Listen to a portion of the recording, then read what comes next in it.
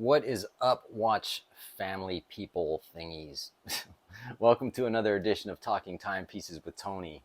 And what does my Omega have to do with one of the biggest Hollywood movie tragedies in Hollywood history? All right, so we'll get into it in just a moment. Not going to run the intro on this. I'm going to run a couple of other things. Keep in mind, there is a very graphic video that I'm going to show, but I'm going to show it at the very end of the video. Okay. So, and it's a common video. I mean, it's been on the news. It's been on TV. It's been all over. It's not something I specifically had. It's on YouTube. It's everywhere. So it is something. It's pretty crazy. It's pretty gnarly. So, this particular, video about this watch is for my sort of hardcore people that really support me and that say I've led an interesting life, and they just kind of want to know a little bit more about that. Other people, if you're new, I appreciate you watching. Hit like, subscribe, all that good stuff if you like the video. If you don't, skip it. You don't have to watch it, but I appreciate the views and I appreciate all of you. So let's get into it. Tragedy to the set of the Steven Spielberg movie, The Twilight Zone. Actor Vic Morrow and two small children were killed when the chopper came down as they were shooting a war scene. Rick DeReyes reports it happened early this morning. The helicopter crashed just before 2:30 in the Indian Dunes Park as a Warner Brothers crew was about to wrap up filming for a story in the new Twilight Zone movie. The scene called for a nighttime bombing of a Vietnamese village in which actor Vic Morrow was supposed to pick up two Vietnamese children and run across the Santa Clara riverbed. Robert Gaynor was operating the camera crane at the time. He saw the chopper come into view.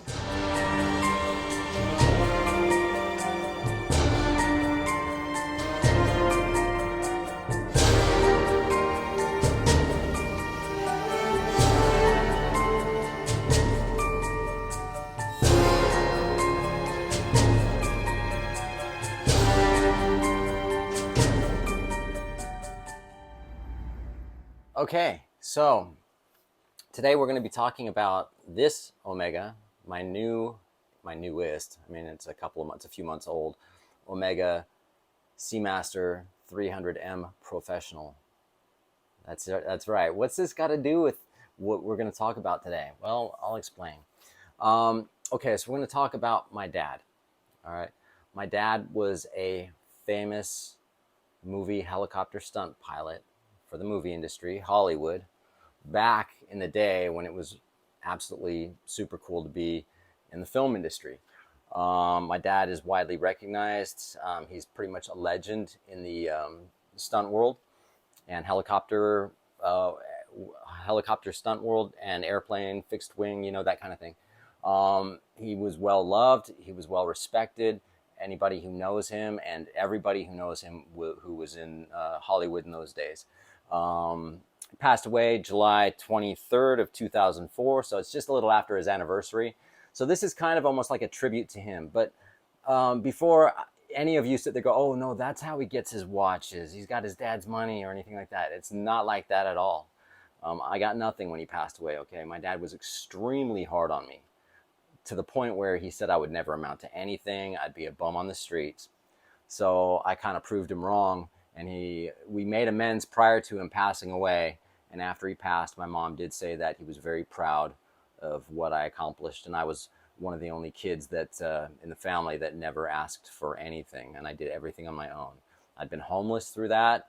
I don't like dropping names. I don't like talking about generally, whether it be my music career or especially this, very private. So I'm just doing this for you guys that kind of want to know a little bit more about me. So my dad was a Hollywood helicopter stunt pilot. He did everything that you see. You've seen him probably a billion times on TV and in the movies. If you remember Riptide, that big pink helicopter called the Screaming Mimi. That was kind of a fun show that he did. He did 240 Robert, if you remember that. Dukes of Hazzard, Chips, T.J. Hooker, movies like Commando. He did Scarface. He was in the movie Scarface. If you remember that famous helicopter scene where he's flying up and they throw the body out and the body's hanging, that was him as well. Plus all the other aerial stuff they did in that movie was my dad. One of my favorite ones was the movie Cheech and Chong's Nice Dreams. That's where two Jet Rangers, those Bell Jet Rangers are, the helicopters that they primarily flew in those days. There was Jet Rangers, there was Hughes 500s, Bell 47 models, Bull Cows, whatever. So, but Cheech and Chong's Nice Dreams was cool because my dad brought home and what that was Cheech and Chong had like an ice cream truck, but it was all weed and stuff like that. So all these props that they had, my dad brought home. I had so many movie props as a kid. It was pretty crazy. One of the last movies he did, I think the last movie he did before he passed away was Too Fast, Too Furious. I wasn't a fan of those movies, but he did Heat with De Niro. He did Hooper, Burt Reynolds, Smokey and the Bandit, Burt Reynolds, Any Which Way But Lose, Every Which Way You Can with Clint Eastwood. The Twilight Zone was what he was offered to do and turned it down and stated that it was too dangerous. And basically, if you do this stunt, people are going to get killed. John Landis called my dad. They had a meeting. My dad said, no way. I'm going to play the footage of that towards the end of my dad testifying as an expert witness in court. From 1981, I think it was July of 81, or maybe 82. So that was pretty gnarly. That was a really crazy time because I remember my dad telling me that, this is just all wrong and something bad's going to happen. My dad was all about safety. When you think of helicopter stunt pilots in the movie industry, it's not so much that they're doing crazy stunts. It's really just doing things the most safest way and how to get the best shot. And stunt pilots were the best pilots in the world for that. Okay. And on top of it, he was also the chief helicopter pilot for CBS News. He owned and operated this, the CBS helicopter, Chopper 2, it was called here in Los Angeles. We lived up in Canyon Country, Santa Clarita Valley. We had a big house up in the hills. We even had a helipad on our driveway. I'll throw up a couple of pictures of the helicopter taking off from our driveway. So some people think that, well, yeah, the reason why I don't talk about it or tell people about these things is just because they just think that you're blessed with money and showered in money. And I said, no, it wasn't like that at all. Again, my dad was extremely difficult on me. So having said that, what does that have to do with anything? Okay, so when I was, I think, about 12 or 13, when we moved up to Canyon Country, my dad had a vintage Omega watch. Now, I did a review of that watch on my previous channel, which I no longer have, and I've explained that in previous videos. And he gave it to me when I was about 12 or 13. I did a review on it. I'm going to show some clips here.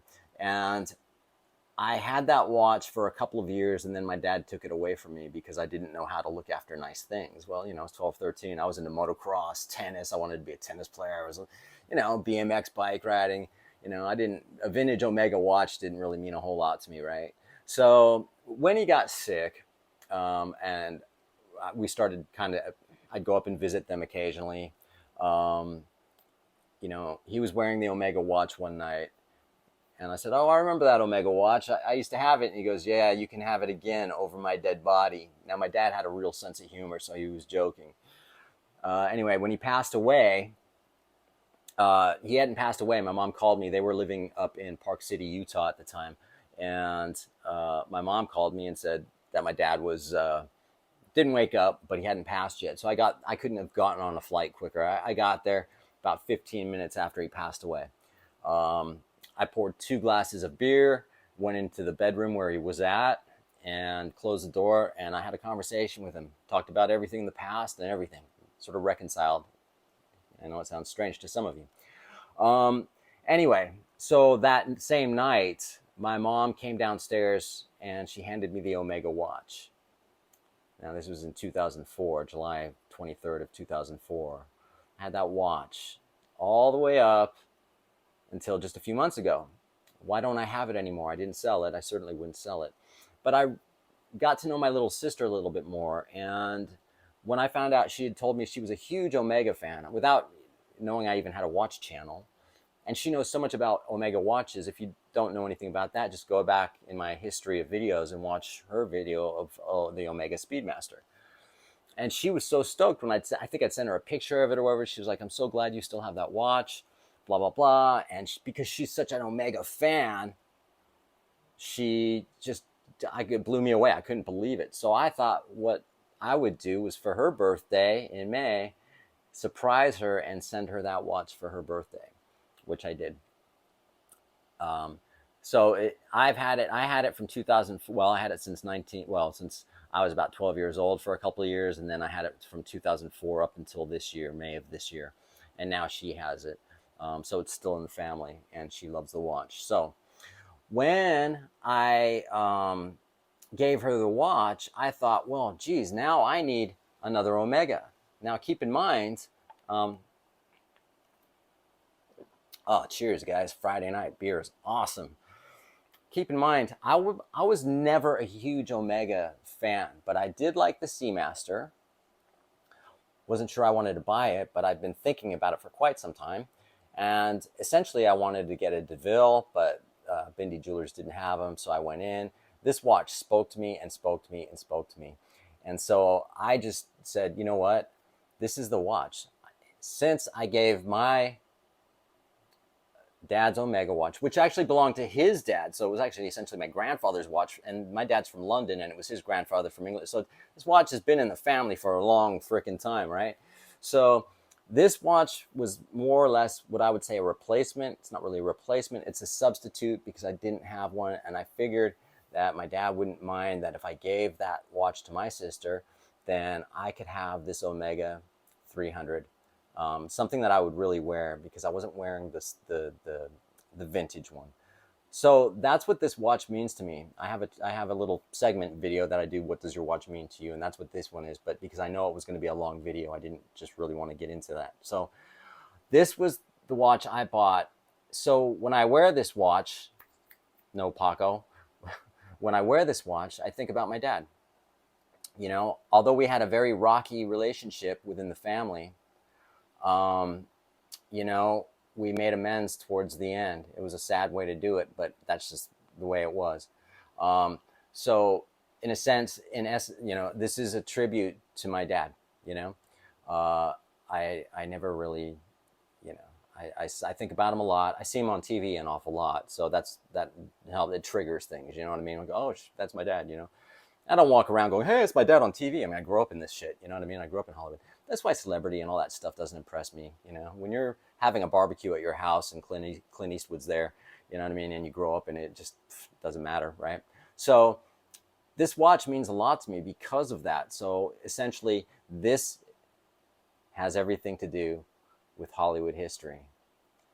Now, I hope I haven't left anything out. I know this video is getting long, but to everyone who watches my channel, and especially you hardcore fucking motherfuckers, I love you guys. You're awesome. I appreciate you. I really do. I wouldn't be doing this video. Again, I'm super private. Now it's out for the world to see if anyone watches it, but I know you guys will. Paco, stop it. So having said that, now what I'm going to do is I'm going to go ahead, play the interview, my dad testifying on CBS, or well, it was CBS News, but he's testifying in court as an expert witness as a helicopter pilot, and how stupid the guy who flew the helicopter that crashed shouldn't have been a helicopter pilot, not certainly in the movie industry.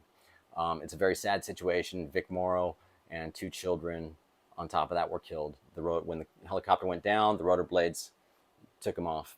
And I'm going to show the video. It's graphic, so it's going to be at the end, so you don't have to watch it. But again, I'm not trying to put anything that's, oh my God, shocking. You know, it's a video that's been out for a long, long time. So having said that, I love you guys. Unit Manager Dan Allingham, Channel 2's Bob Dunn was there. He explained that it would be a Vietnamese village, and there would be explosions, and buildings would be blown up. and there would be explosions in close proximity of a helicopter hovering. When I found out what he wanted me to do, I explained to him that I didn't think it was a good way to do the shot, and it's extremely dangerous being around explosives, and one has to take care, and a helicopter should have a form of momentum. I suggested the shot could be done with the helicopter in a forward momentum. I also said that normally with gunships they're not hovering around compounds being blown up. Was there any indication as to whether or not you would receive further communication from either Mr. Allingham or the Landis production? No, I was less than enthusiastic, and it just parted like that. Defense attorneys objected strenuously to what they say are Gamble's personal standards, pointing out that there are no established industry standards for using helicopters in connection with special effects explosions in movie making. Gamble was then asked what he would have done after seeing the explosions on the earlier flight the night of the accident. I'd immediately required an explanation, and if the scene was not being changed, I would have probably taken my helicopter and gone home. All the defense attorneys completed their cross-examination of John Gamble today. There will be no court session tomorrow, and the prosecution will present more eyewitnesses to the fatal crash on the witness stand on Monday. 5 pleaded innocent. Prosecutor Gary Kesselman asserted that Landis had placed children in the middle of a highly dangerous situation. Explosions went off. The tail rotor was impacted.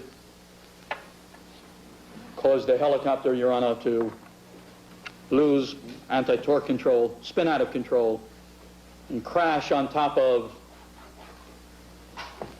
these two children, as well as Vic Morrow, killing all three of them. The prosecution knows what really caused the accident, won't admit it, and is going on a false theory of a debris hitting the rear tail rotor. Asserting they would back up that contention, defense attorney Braun then showed film clips never before seen publicly. The actual crash as filmed by the motion picture cameras. Notice that no special effects going off around the actors. Helicopter takes off to leave, leaves the scene. Will come across in a second. It caught the people with the main rotor blade.